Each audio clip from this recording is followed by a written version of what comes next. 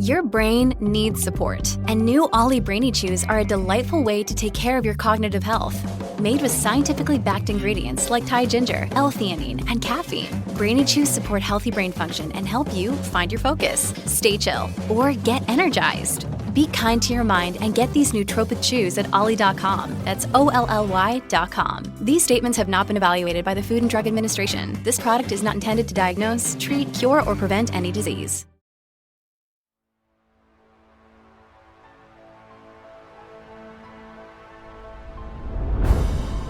Welcome to Supernatural Circumstances, the podcast where we take you down the rabbit hole into the fantastic world of the strange, the paranormal, and the unknown. I'm Morgan Knutson. And I'm Mike Brown. It's time to dim the lights and settle in. Come along with us on this week's adventure. And it's an adventure. It is, definitely. We're talking to Jim Harold, the very famous podcaster, Jim Harold. I'm super excited to have a conversation with him. Oh, he's so cool. And every time that I've done his show, we always have the best discussions because not only does he talk about these different stories and tales, but he has fantastic insight into parapsychology and, you know, the psychology behind some of how these things, you know, may happen or why people witness them. And he takes stories and just really makes them come alive so that people are feeling heard. And we get to be entertained by all the crazy things that he hears. Exactly. Yeah, and people share a lot of really wacky stuff with him. Bizarre things like time slips and strange beings that they're encountering. I mean, he goes so far beyond just ghost stories. I mean, he prides himself on ghost stories, but he has hands down some of the strangest ones that I've ever heard. And he's written a bunch of books. I think it's like his sixth one that he's on now. This is the sixth one, yeah. And it's now out there for people to go and buy. It's really fascinating. It's called True Ghost Stories 6. And it's an anthology of all of these incredible tales that people call and email and talk about on his show. And I mean, some of them are just absolutely mind-bending. Well, there you go. So let's get into our conversation with Jim Harold. I want some stories. Me too.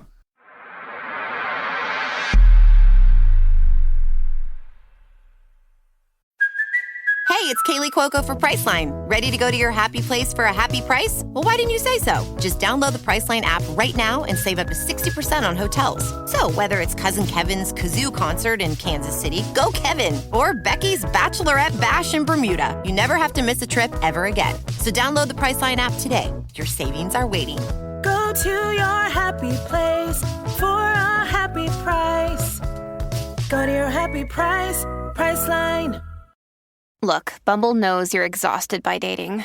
All the, must not take yourself too seriously, and 6'1" since that matters, and what do I even say other than, hey? Well, that's why they're introducing an all-new Bumble, with exciting features to make compatibility easier, starting the chat better, and dating safer. They've changed, so you don't have to. Download the new Bumble now.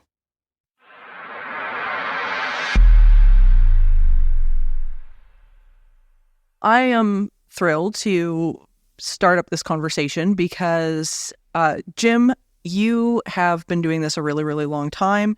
I've been on your show a few times and had so much fun, and we've had so many in-depth, fascinating discussions that I was so excited when I saw you had this new book coming out. So welcome. We're thrilled to dive into this. Well, it's so good to be with both of you, and I got to say, it's always great to talk to other podcasters and other people in the field and see, you're the kind of folks that get out and do things. I kind of just sit behind the mic, but and kind of experience everything through the eyes of you all. But it's fun to have the tables turned and be a guest on show. So I appreciate the kind invitation and look forward to talking to you about some of these stories. Oh, you've had some great stories in here. I was fortunate enough to get the sneak peek of this amazing book. It's called True Ghost Stories, 6th edition here. First of all, what made you want to bring out another one? Well, I mean, I have been doing them pretty regularly in the first few years of the podcast, and then the podcast kind of took off and associated projects, and I just didn't have enough time. Yeah. And I said, it's a real shame. And one of the reasons I wanted to do it is, there might be people out there who never listen to a podcast as much as we love the medium, but they do read books. And I think in some way, this is kind of a nice way. I mean, obviously, being totally transparent, you want to do it because you always want to expand and so forth, but also because it's a way to codify the stories, right? Yeah. A podcast is kind of ephemeral, whereas a book, it's ostensibly somebody could be reading it 200 years from now and find it on a dusty shelf and then say, oh, what's this? And a lot of people don't listen to podcasts. So it's a way, I think, to take some of our favorite stories and kind of codify them. And I said, boy, it's been 8 years since I did the last one. It's a shame I'm not doing this. Let's start this back up. And getting back into it, I've been really excited about, and I'm really glad to bring back the series with this 6th book. You've got some really fun stories in here. Really, really fun stories. And I'm a little envious that you have the interaction with the people who listen to your show that are willing to send in these really cool stories. Yeah, it's fun because, the way we do it is we have the show and we just open it up. We say, look, submit your story, and then we'll set up a time from our taping times that you can call in and tell a story. And we just have a conversation about what happened to them. And the thing is that in this book, for example, the stories, and some people might see this as a weakness, they're kind of all over the place stylistically, right? Mm-hmm. Because it's not the way that I would have written the story necessarily from scratch. But what I do is I try to take the stories as they've told us. I basically take a transcript, distill it down a little bit, but very much use kind of their phrasing, their way of speaking, their voice, and trying to, clean up the grammar, make it flow a little bit better maybe. But at the end, we want to give the essence of what people heard on the air and these experiences. And it's really been an honor. This show, Campfire, Jim Harold's Campfire, which the series is based on, just as of April 9th, celebrated its 15th anniversary. Wow. So, and we've done over 600 episodes. I don't know the exact count. But if you figure at least 5 to 10 stories per show, because the show has gotten longer over the years now, it's up to an hour and a half, sometimes even more per week. It's been thousands of stories, but I'm very honored that people have trusted me with their stories and have gladly shared them. Well, I love your approach especially when you just said that it really is this in trusting of the stories, because I often view not only this show, but I think the stories that I get through haunted hospitals and things like that, the exact same way. It's like, here you've got these people who maybe haven't told their story to anyone else. Even their partner, has not heard these stories. And yet they come forward and they want to express it. They want to talk about it. And it really is it's an amazing, amazing thing. No, it is. And the thing is that when I first started this show, I thought, I wasn't looking at it that way. And I've had other people say something similar when they've started similar type projects. I wasn't looking at it that way. I wasn't looking at it as though, this is going to be this meaningful thing that people share things that they never shared with anybody, just as you said, Morgan. I thought, this will be a fun little thing. I didn't have a topic that week for the paranormal podcast, the show I'd been doing for a few years at that point. And I said, we'll just do people's ghost stories and their spooky stories. And I just thought it'd be like a fun little arc. And then I'm like, whoa, this really means something to people. Right. And that's kind of evolved over the years. And I hope that we always, leave a place where people can feel comfortable telling their stories. They're not going to be ridiculed. America, we had a reporter by the name of Mike Wallace who kind of kind of prosecutorial. Yeah. And it's not what I do. I prefer, somebody said I was like the Bob Ross of the paranormal. Oh, there you go. There's a little ghost over here. Happy little accidents. Yeah. But I think that's kind of more my philosophy. And the thing is that I believe the vast majority of people who call into the show are being absolutely straight with me. Mm-hmm. Yeah, I think that's a big one because, often the naysayers will come in and say, all these people, they just want attention. And I haven't found that to be the case at all. A lot of these people won't even give their name sometimes. The last thing they want is the attention. Mm-hmm. No, I agree. And that's the thing. I mean, if they wanted attention, they wouldn't be going on my podcast. They'd be trying to get on television or, whatever, get in with Mr. Beast or something. Right. So, I mean, this would not be the venue. The show's popular, don't get me wrong, within the area of podcasting, but it's not like being on, a super popular podcast like Joe Rogan or something like that. So, I think, again, people overall are being hugely sincere with me, and I really appreciate it. Well, let's get into some of these stories because there are some fantastic ones. I mean, we don't have time to go through all of them. I wish we did because they're really interesting.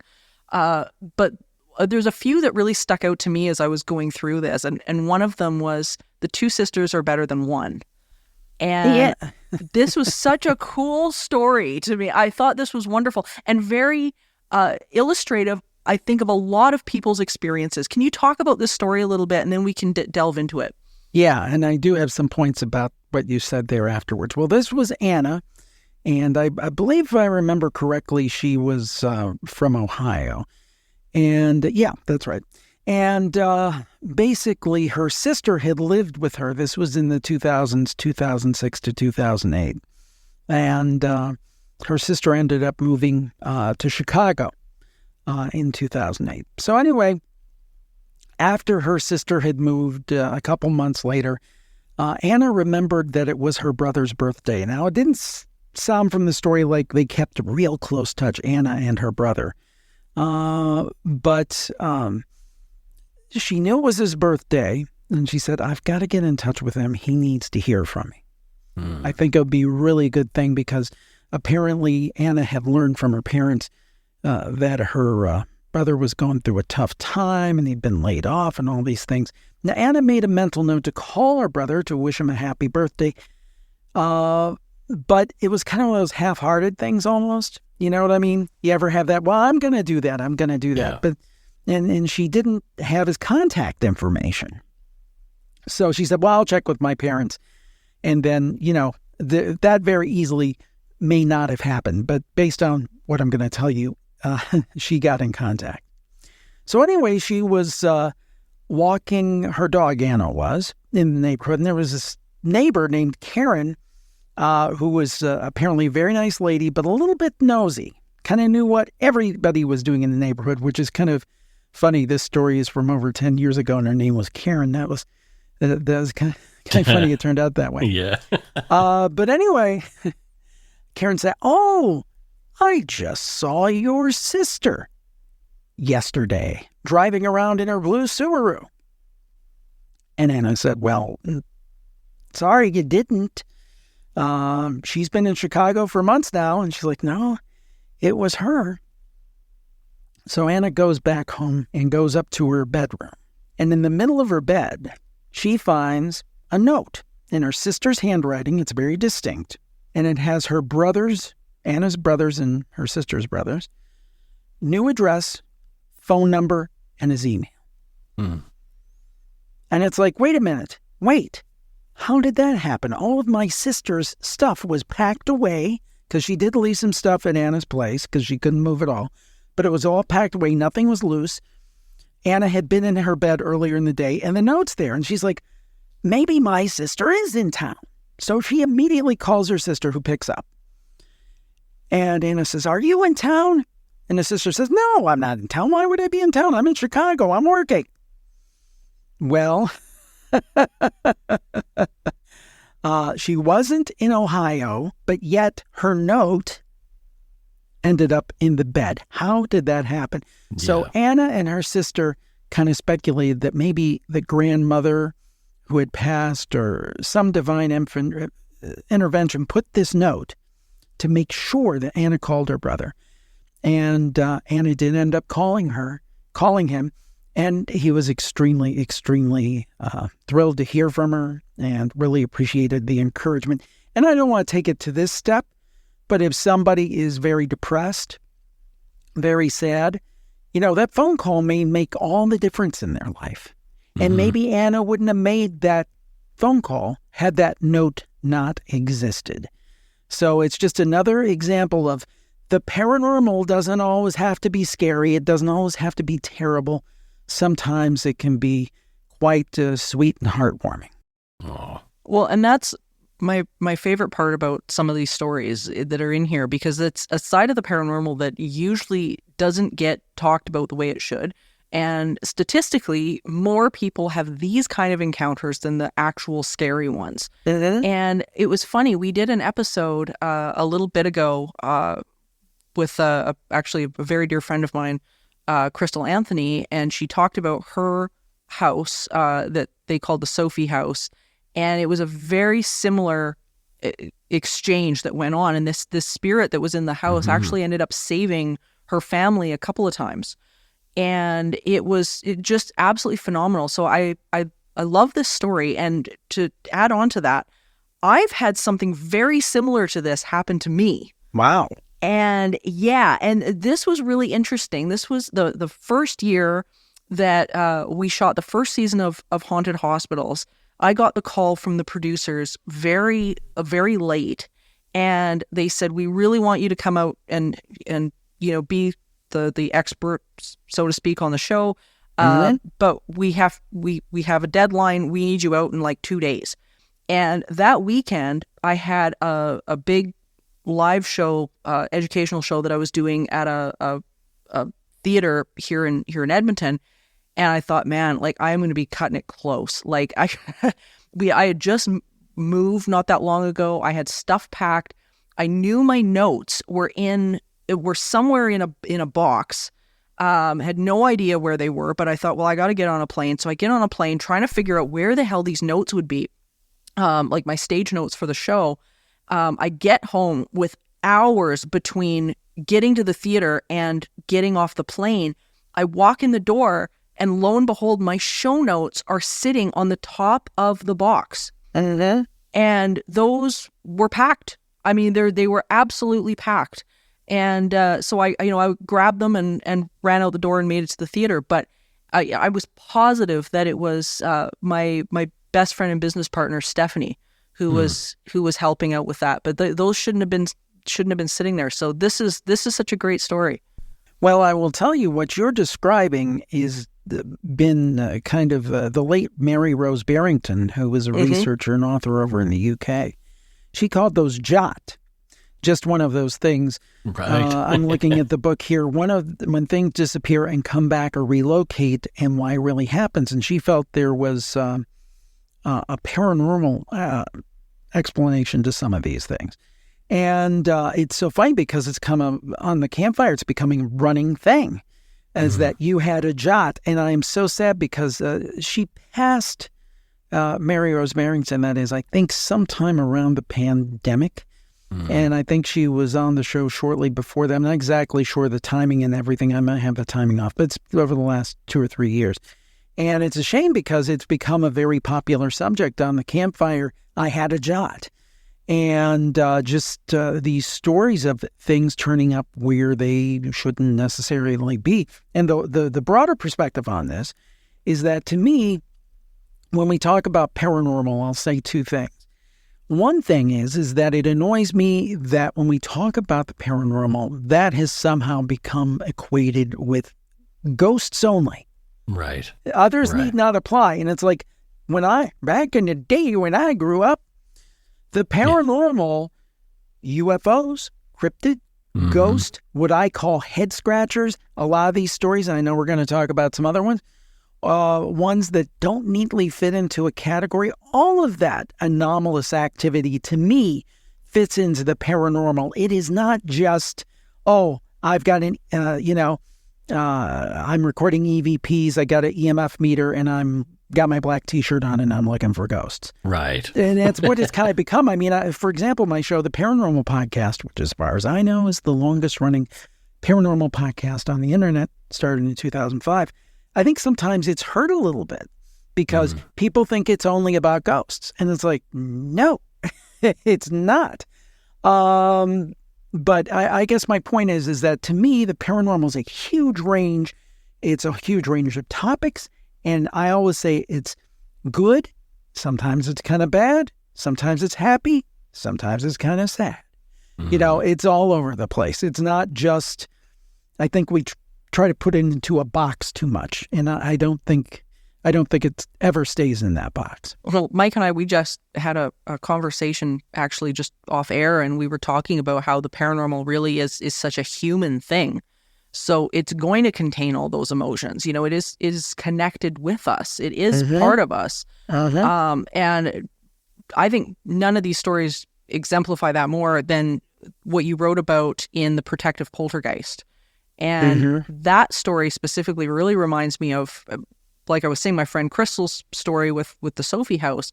If you can talk about that one a little bit, that would be great. Well, this was the story of Matt. I think he might have been in Missouri. I didn't take note of that. But anyway, Matt was about 18, and he lived, this time he was at his parents' house. The house was not super old. It was built in the 70s, so we're not talking about a century home or anything. But Matt always felt that it had kind of a strange atmosphere. Him and his siblings would experience odd dreams, just bizarre feelings. And as Matt grew older, not only him, but also his friends, when they come over to visit, they experience paranormal activity, footsteps, shadows, scratching noises. And then it extended to the family's pets. The family dogs would chase at shadows and stare at empty corners. And it really was just a place that seemed to be very active. So this happened back in 2006 when, as I said, Matt was 18. And he had gone to bed. And about 3 o'clock in the morning, he heard a voice. Matt, get up, get up. And it was shaking him. Now, he didn't know what time it was. He thought it was time to get up to work. He thought it was his mom. So he just turned back over. You know how you do. Yeah. It's like, get out of here, Mom. Matt, get up. So he gets up. And he goes out into the hallway, and he sees a trail of blood that leads all the way from the bathroom to the kitchen and back to his room. And he's like, oh my God, is somebody stabbed, somebody shot? You know, what's happening? And he discovered it was coming from his little chihuahua, Maddie. And Maddie was bleeding profusely. Matt and his parents rushed Maddie to the vet. Turned out that Maddie, as dogs will do, had been a little inquisitive. And I guess in their garage, they had out some poison for rats. And Maddie decided she was going to have a little bit of it. Luckily, Maddie was saved. They were able to save her at the vet. And, you know, this has been quite a few years ago that this story was told. But at the time we spoke to Matt, probably back in 2014, Maddie was still doing well. And Matt believes that voice that woke him up was an angel or some type of protective entity ensuring Maddie's survival. So it continued for them. Paranormal activity continued, particularly after his father passed away in 2010. But Matt believes that there is a protective presence watching over his family, including their pets, ensuring their safety. So I just think that is so cool, and there's so many different things that happen like that. Warnings. I had a personal warning. This is not in this book. It was, I think, in the first book. I was about Matt's age, and I was walking with a young lady. This was in a rural area, and we were talking and so forth. And there was a large log truck that we were about to walk by. So we kind of split up bread and butter. She walked on one side, I walked on the other. And as I was walking past this big log truck, the big tractor trailer with the logs, and I'm sure the area or world you guys are from, I think you would be familiar with these. Yes. These huge logging trucks with the chains. Something told me to get away from that truck. It wasn't an audible voice. It was just like when you have an internal voice, then, Jim, you better get away from this truck. And so I kind of sped up my pace a little bit. and didn't think anything else about it until we got about maybe 20 feet from the truck, and I heard a huge rumble. I turned around, and every log on that truck had fallen on the side I was walking. Oh, wow. Now, the skeptic would say, "Okay, Jim, here's what happened. The chain links were starting to fray. They were starting to break. They were very, there was a sound, a very slight sound, and you subconsciously picked up on that sound, and that told you to get away, and you were saved by your own senses." To which I say, BS. Something told me to get away from that truck, and I don't think it was my subconscious or whatever. Something, and I remember very specifically, get away from this truck. And we've had so many calls like that. We've had people that said, my dead father's voice from the back seat told me not to hit the gas when the green light came on and save me from getting T-boned. We've had so many calls like that. So again, I believe there are protective forces for us that keep us out of harm's way. And that opens up some tough ethical questions, because the question is, well, you hear about all the people who got out of the Twin Towers at 9/11, but what about all the people who didn't? Right. Yeah. So that's a tough question. I don't have the answers. Maybe someday we'll get those answers from a higher power. But I do believe that loved ones, guardian angels, possibly a higher power step in and protect us and our loved ones at times. I believe it's a real thing. I've had a story happen to me recently. I haven't told anybody yet. I've kind of been saving it for this particular episode. I haven't even told Morgan about it. Oh. Yeah. So it's about a month now, maybe even more. In the middle of the night, I was dead asleep, but awakened by this voice calling out my name. And everybody calls me Mike.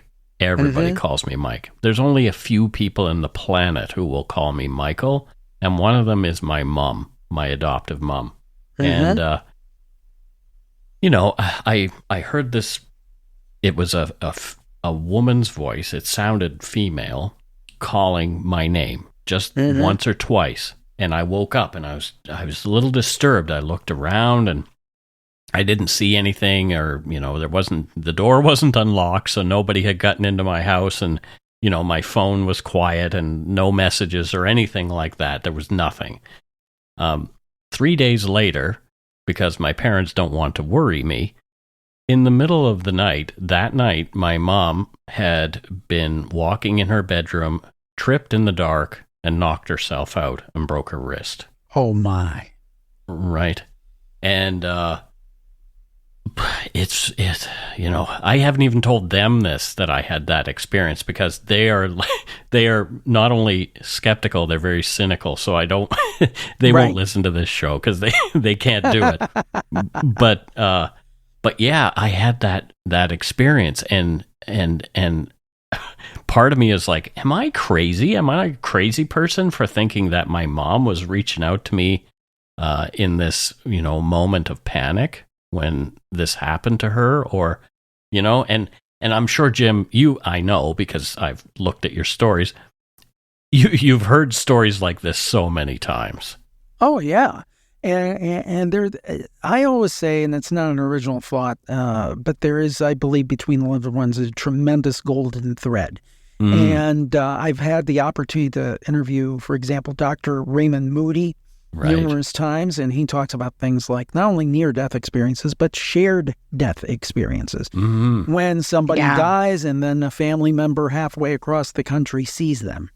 Yeah. And in various situations. I just had and I don't even think this has been on the show yet, but we had a hospice worker who was very concerned about a patient, and the patient, I think I may be getting my stories conflated because there were two similar stories, but I believe in this case the hospice worker got a text, possibly from the deceased person, saying that I'm on my way, or that might have been a father. But the point is that there seem to be these situations. I'll give you another one.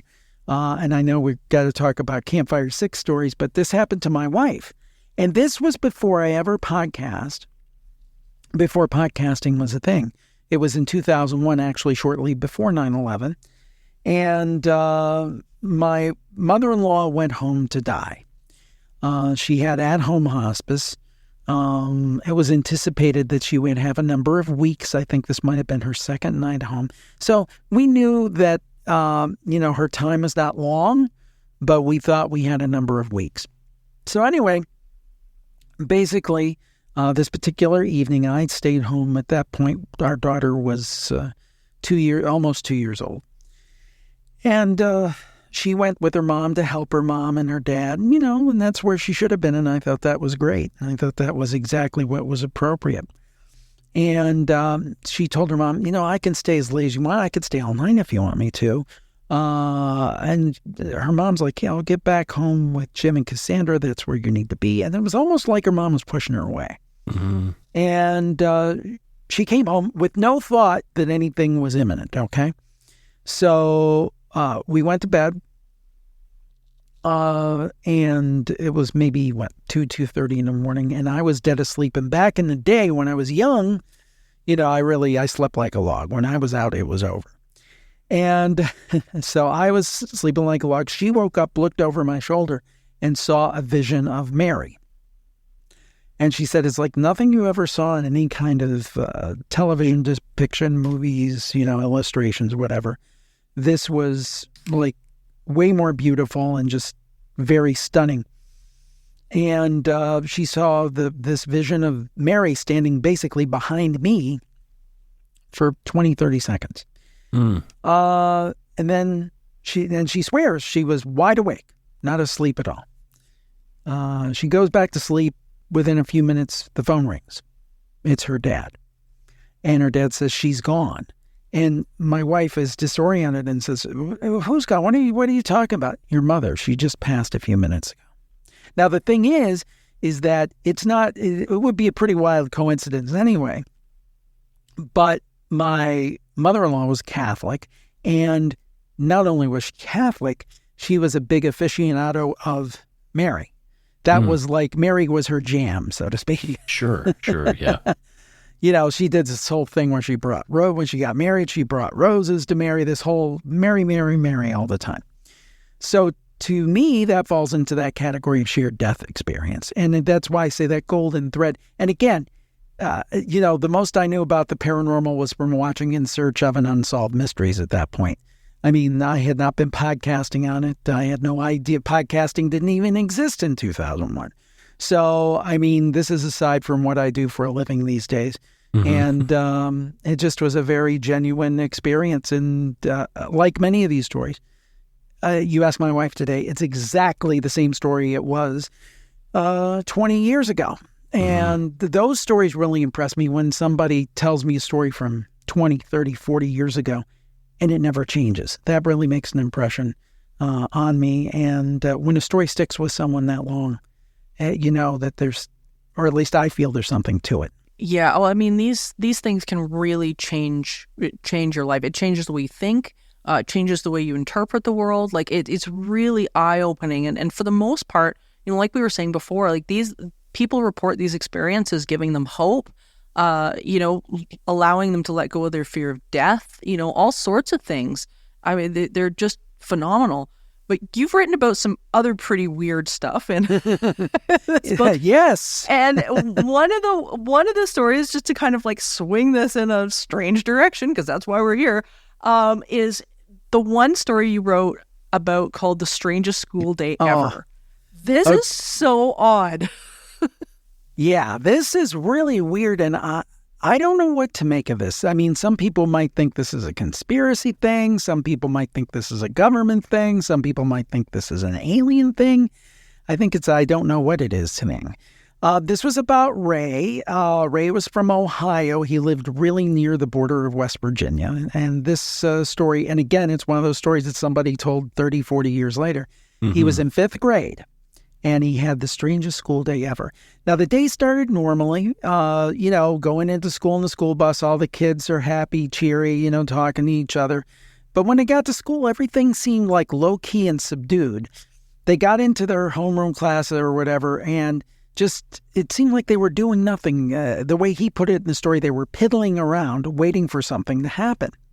So the principal came on I love how he said it, the loudspeaker, and said that classes would be dismissed by grade for something that was going on, and students were to follow their teachers outside. So they called the kids outside, but grade by grade. But Ray said this was really weird because anytime they would have the kids do, back in the day, it was a big deal if you had your good clothes on, right? I mean, I even remember when I was in school, you've got your good clothes, you don't play in your good clothes. Yep. So there was a note that would say, we're going to have outdoor activities, make sure your kids are dressed appropriate, like for outdoor activities. No note. So anyway, they did dismiss them. Before they went outside, they went to the cafeteria and they had these tables set up. And there were these unidentified people, and basically Ray couldn't remember exactly. It seemed like white lab coats who started asking questions of the kids about their identity, their class, their grade, where they lived, like they were being interviewed. The teachers had kind of left. They called the kids outside, and then they made them do all these physical things, like do laps, do different roles. Ray said they made him do flips, as if they were testing their physical abilities. And then they went to a tent, and they were given tests and puzzles to complete. He said some of them were almost like a Rubik's Cube type idea. And Ray realized that they were being tested, and he said something to one of the women in the lab coats there. Are we being tested? How am I doing? And she kind of smiled, and she went, wait here. And some other guy comes up in the lab coat, takes him to a different closed tent where he draws his blood, Ray's blood. Now, Ray was a tough kid. He said he thought going to the dentist and getting the drill was cool. So it didn't bother him. He let him take his blood, which is a total violation of any proper protocol, I would think, even back then. So basically, the students, after all these weird tests, and the kids were kind of subdued, they weren't talking to each other. They actually had lunch outside, which they never did. They called them back to their rooms, and then they had a bus ride home, and the ride home was eerily silent. And Ray didn't even mention these things to his parents because back in the day, Ray said, you basically did what you were told, and if you did what you were told, you figured you did what you were supposed to do, so you kept your mouth shut, which is not entirely healthy. Obviously, if something weird's going on, the parents need to know about it. But it was back in the day. So the next day, he goes back to school, and he's talking to one of the teachers, like, how did we do on the tests? And the teacher's like, what tests are you talking about? We didn't have any tests. And nobody else remembered this day, which sometimes makes Ray question his own memory. But here's the thing. Here's the affirmation. He still has a needle mark on his arm from the blood test. So he knows that it happened. He just doesn't know how or why. And that's the story of the strangest school day ever. Oh, wow. Isn't that the weirdest thing? When I read that, I was like, well, there's the creepiest one in the book right there. Yeah. Well, I mean, there's so many possibilities. I mean, that could be a government conspiracy. I mean, my thought was, here was my theory, it wasn't paranormal, that it was some kind of government test, and they drugged the kids, and Ray was somehow immune to it, where it put all the rest of them in a stupor, but Ray was able to get through it, and that's why when they wanted the blood, they wanted to figure out why he was resistant to the impact of this drug. That was like my working theory, but I have no idea. Yeah, that's where my head went with this as well, was that it was, to me, it was clearly some sort of a physical aptitude test for something. But it's so strange that nobody remembered, or people just didn't want to talk about it, or it's just so It's so strange. And that's not the only one that you've had in here that's similar to that, where there's been sort of a reality distortion. Oh, no, not at all. We have other ones. I'll just mention one other thing on this one, is that he said that he thought they wore sunglasses. They all wore sunglasses because it was incredibly bright outside. But he doesn't know for sure. It was something like sunglasses, which I thought was a little weird point of the story. But sorry to interrupt, but just really weird. The classic definition of what I call a head scratcher. Mm-hmm. Yeah. It really is. And what's odd too about this story for me is like you have to also question the perception of the storyteller as well. Like a lot of people will replace traumatic memories, or are like human memory is pretty fallible. Yeah, screen memories.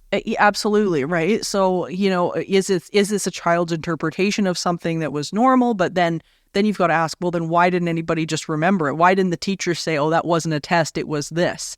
Right. So there's so many questions. Yep, absolutely. Well, another one that you got in here that really stuck out to me, which I thought was great, was It's Like I'm Not Even Here. And this one is interesting because a colleague of mine and a very good friend of mine, his name is Matt, had a very similar thing happen to him, except he wasn't on the receiving end of it. It was, he met somebody at a bus stop, and the guy had told him that he didn't know what was wrong, that nobody could see him. And the more he was at the bus stop with Matt, he actually ended up jumping out in front of a guy who, he looked like a big, tough, tattooed, bald, like you wouldn't want to mess with this guy. Just to try to get a reaction. Well, right. and called him a skinhead. Oh dear. Yeah, like screamed at this guy. The guy didn't even look. He didn't look down. He didn't look, and he's like, I don't know what this is. And then as Matt got on the bus, the guy handed him it was a coin, or it was something that was really, really old. And he said, yeah, take this and whatnot. And Matt took it, didn't realize at the time what it was, sat down on the bus, looked out the window, and the guy was gone. And so, Jim, I'll let you tell this story because it so reminded me of that. Well, the one thing I love about the Campfire and the thing I love about podcasting in general, back in the day, even the greatest broadcasters usually didn't go beyond their region. And if they were really lucky, they only covered their country. A Canadian show would just be, CBC or wherever, be across Canada possibly.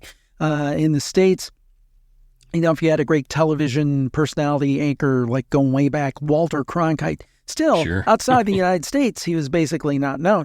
The beauty of what we do, what you do, and what I'm able to do, is we can talk to people all over the world. And this was Nurul from the United Kingdom at the time of the call, but he was originally from Bangladesh, Nurul was, and he was on holiday in India.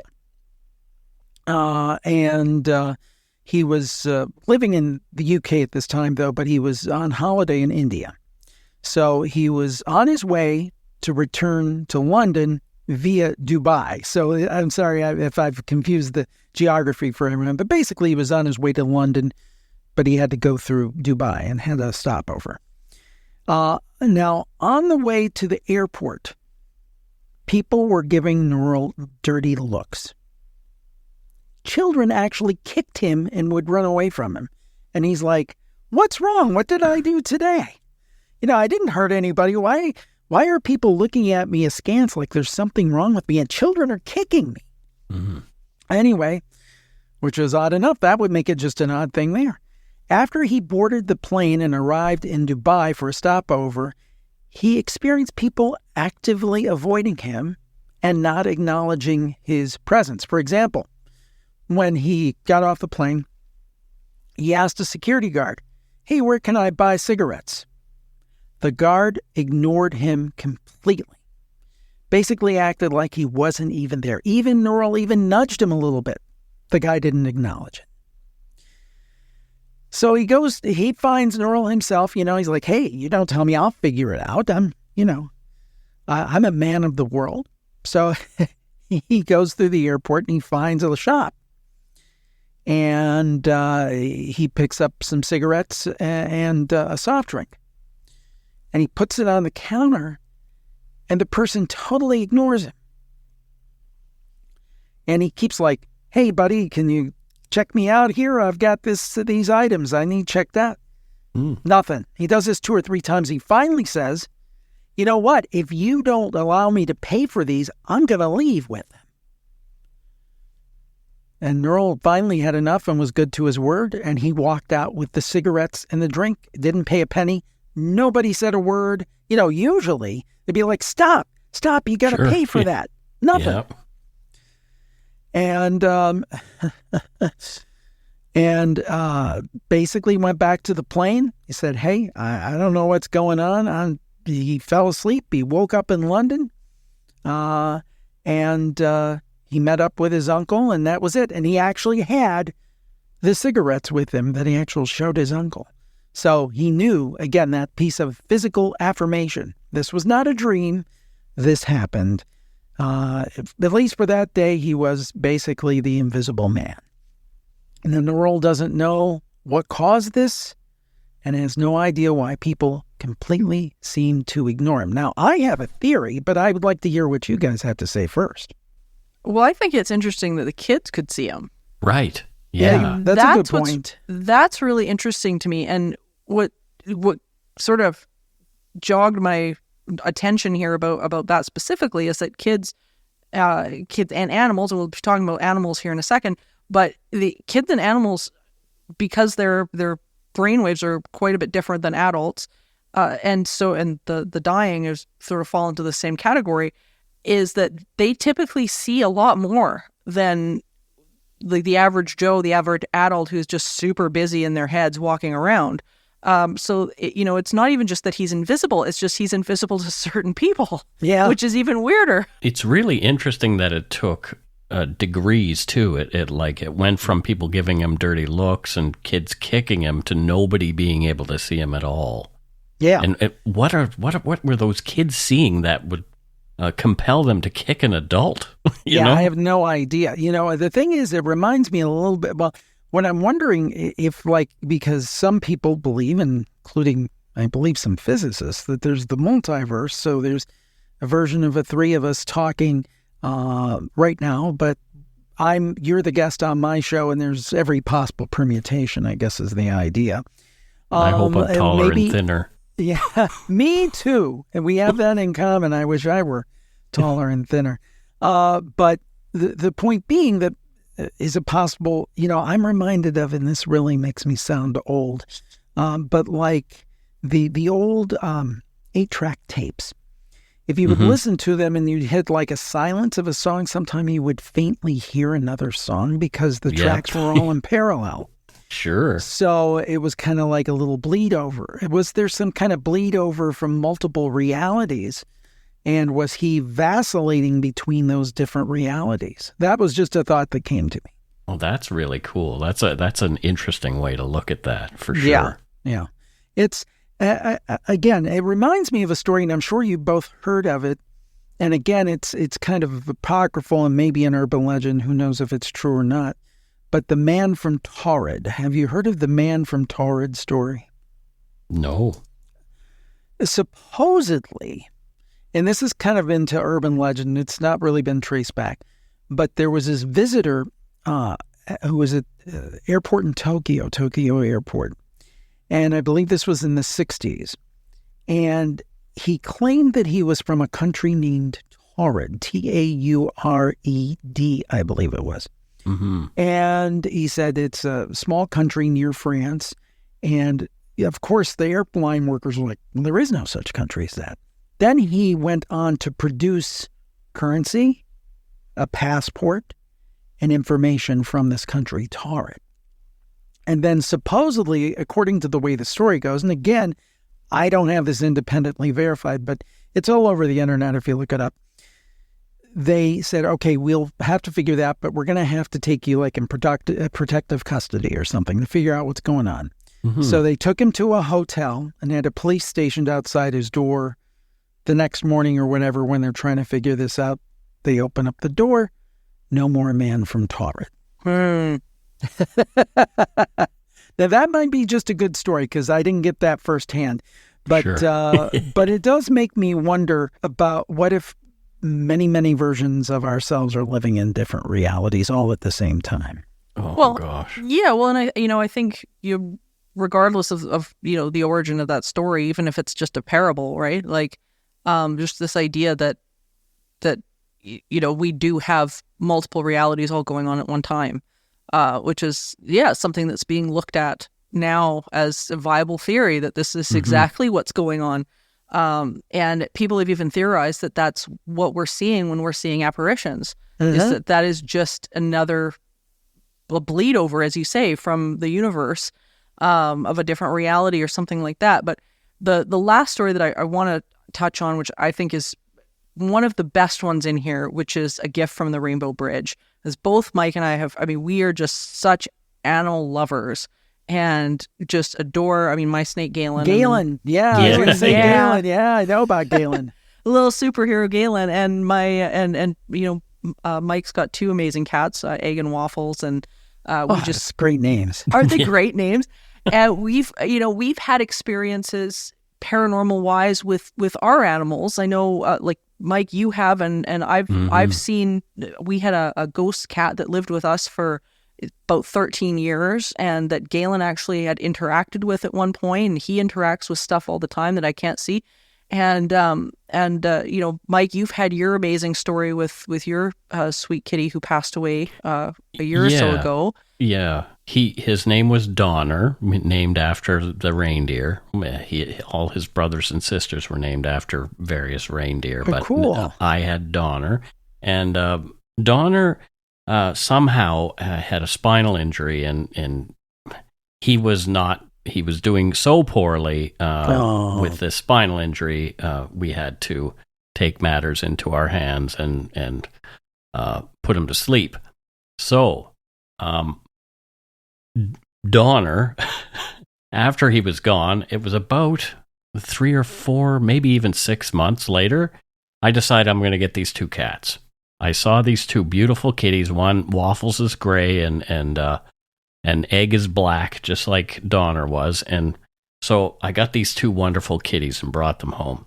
One day I'm playing around on my computer, and I look down at my feet, and there's a black cat at my feet. And I said, "Oh, hi, Egg." And I get up, and I'm going to the bathroom. And as I'm passing the bedroom, there on my bed are Egg and Waffles laying on the bed. Oh. So I turned back, and I went back and looked under my desk, and nope, no more cat there. Yep. So, I've seen his tail going around corners and all that kind of stuff every once in a while. It's as though, and the feeling I get a feeling when I see that.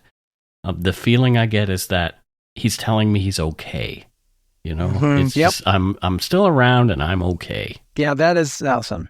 So tell us the story, Jim, of The Gift from the Rainbow Bridge. Well, this was from Thomas, and Thomas said specifically, he's from Illinois, said, my wife asked that I tell the story because she's too shy.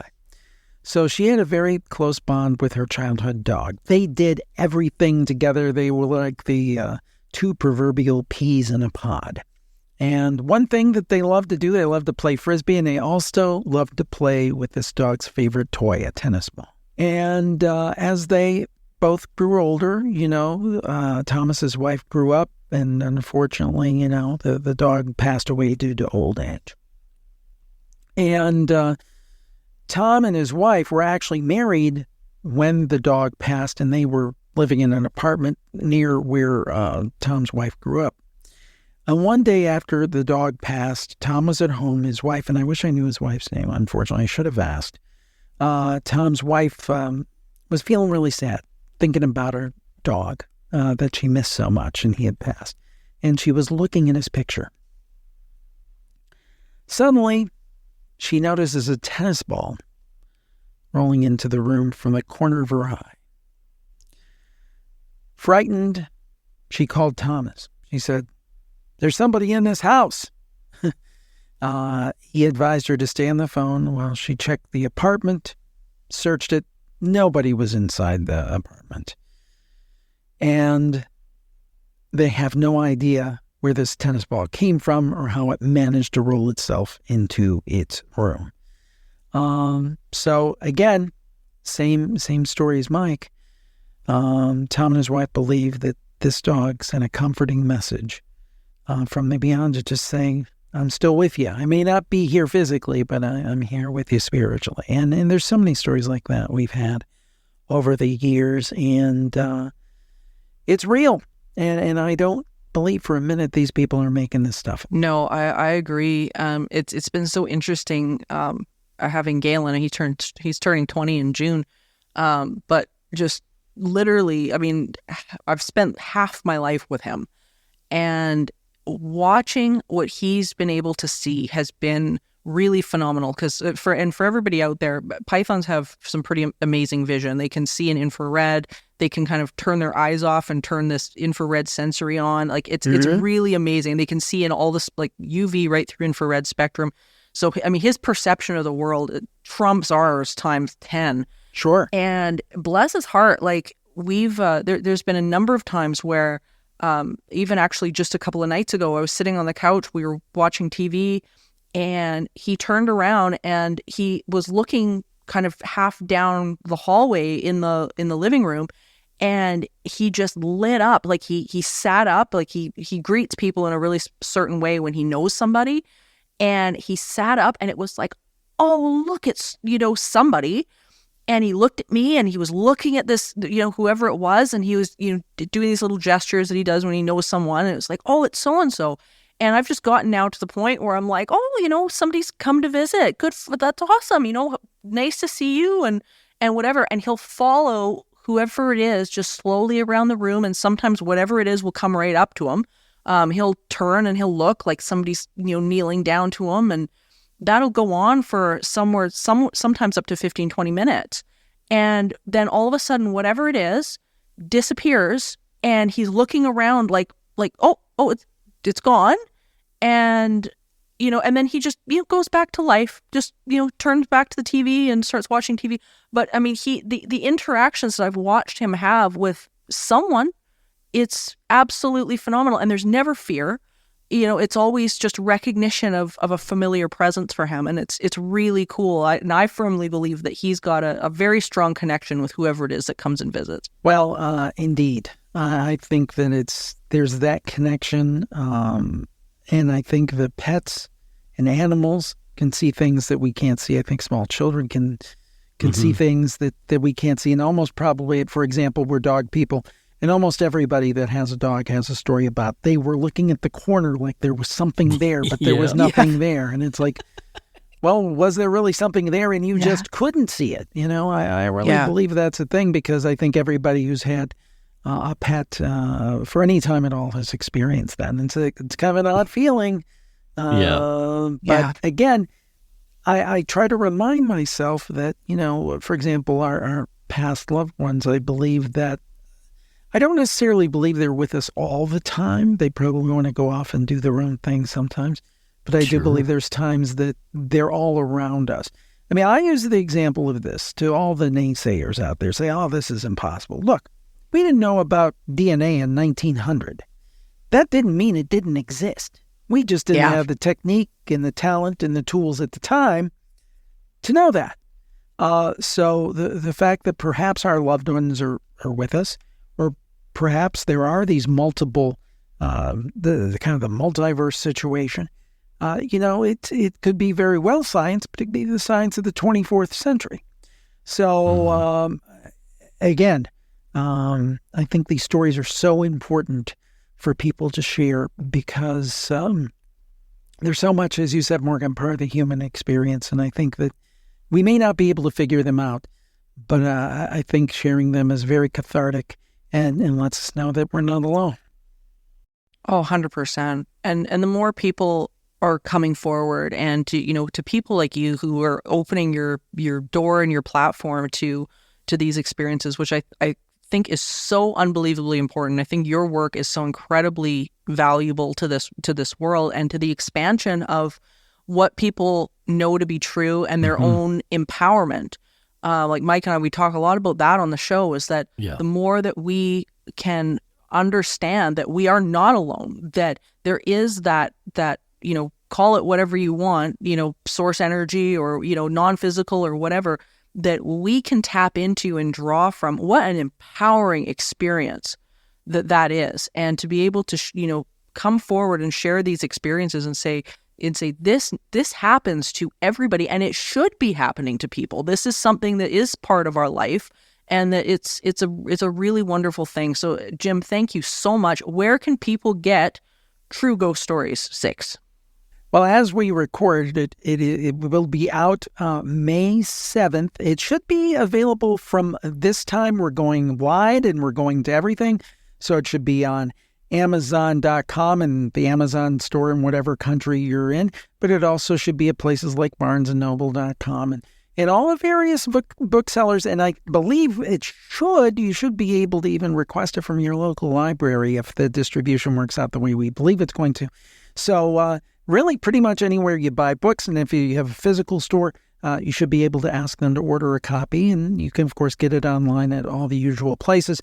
And if folks want to check out really what kind of spawned that, they're podcast listeners listening to this, they can find Jim Harold's Campfire wherever they listen to fine podcasts like Supernatural Circumstances. Wow, well, thank you. And we will have the book links in and the show link as well in the show notes, and as well on our social media when this comes out, so people can find it really, really easily. Pick it up. This is such a cool book of people's experiences with some phenomenal stuff. We've barely scratched the surface here. Yeah. There's so many more stories that are really mind-boggling. Oh gosh, they're so good. I read a couple of them twice because it was I had to get my head around them. They were so interesting. Yeah. Jim, thank you so much for coming today, and we sure hope we can drag you back for some more because this has been great. Absolutely, Morgan and Mike. Thank you, and stay spooky.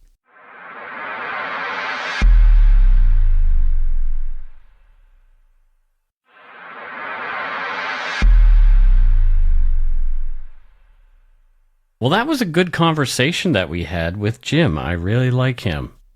He is great, and I tell you, you can't forget those stories any too soon. Mm-hmm. Yeah.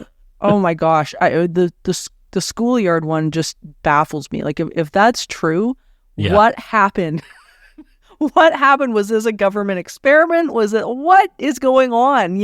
And you hear tales like this every once in a while that crop up, but I mean, it feels like it's right out of the X-Files.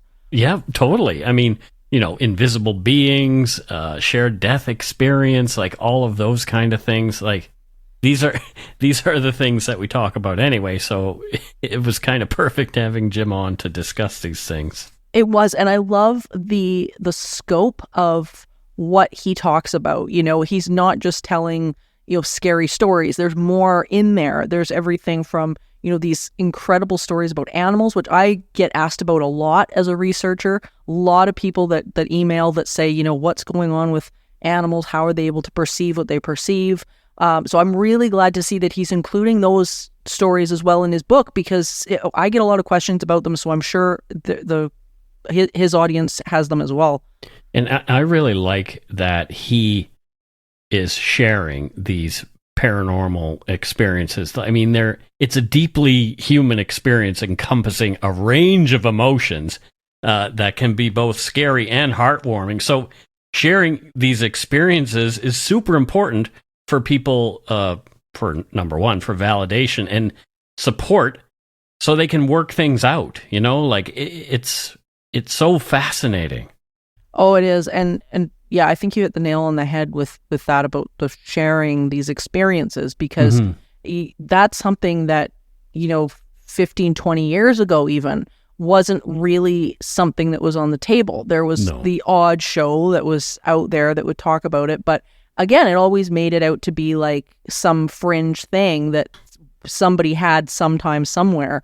And that's just not the reality. Is most people have these experiences in one shape or another. Mm-hmm. And I mean, I'm telling you, when I'm out doing live shows or whatever, the amount of people that come up to me later and say, I never thought about this experience that I had as something paranormal or strange until I got here and then I realized this doesn't make sense. And then they've got a story. It's really wild just to see how many people have these encounters. Yeah, for sure.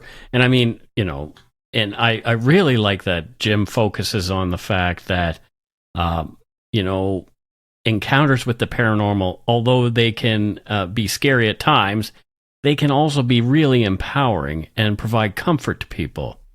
Yeah, that hope aspect I think is just so important. And we've got a guest upcoming on the show, Dr. Cal Cooper, who we've had on before. Right. And he actually works with the University of Alberta, where I'm at, in sort of co-researching the idea of hope and survival after death.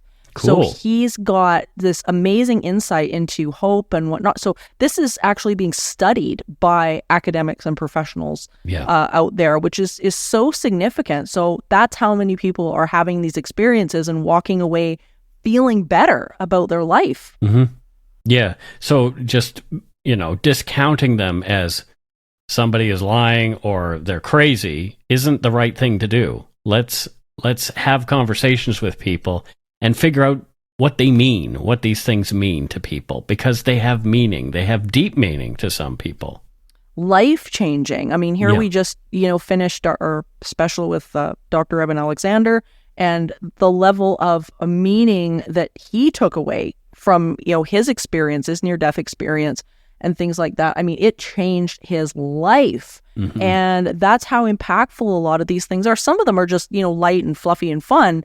But my gosh, I mean, it can really turn your life around from, a place that maybe was more skeptical or more upsetting or whatnot, and really shift your attitude. It's incredible. So kudos to Jim for doing this. Yeah. This stuff, having these conversations with people has definitely shifted my attitude towards a lot of things too. So I think it can't help but, anybody that's taking this seriously and with an open mind can't help but be moved by what we're experiencing as people. And it's so incredibly special.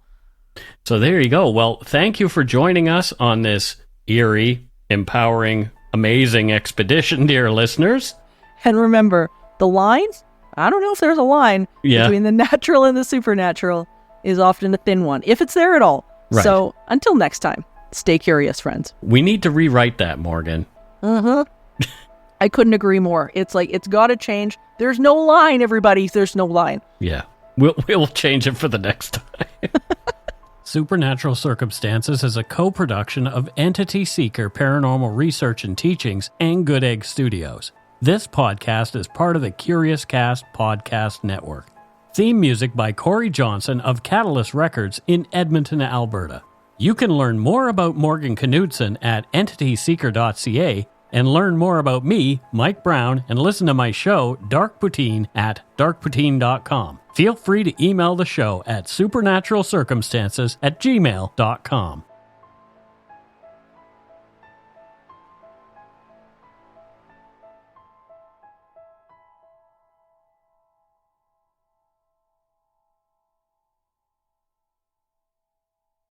Canada may be known for its landscapes and friendly people, but beneath the surface lies a darker side of crime, history, and the paranormal. Since 2017, the award-winning Dark Poutine podcast has explored the shadowy corners of the Great White North and beyond, delivering chilling tales from a uniquely Canadian perspective. Hosted by Mike Brown and Matthew Stockton with over 300 episodes and fresh releases every Monday, Dark Poutine is your weekly ticket to the creepier side of Canada. Listen to Dark Poutine on Apple, Spotify, Amazon Music, or wherever you get your podcasts.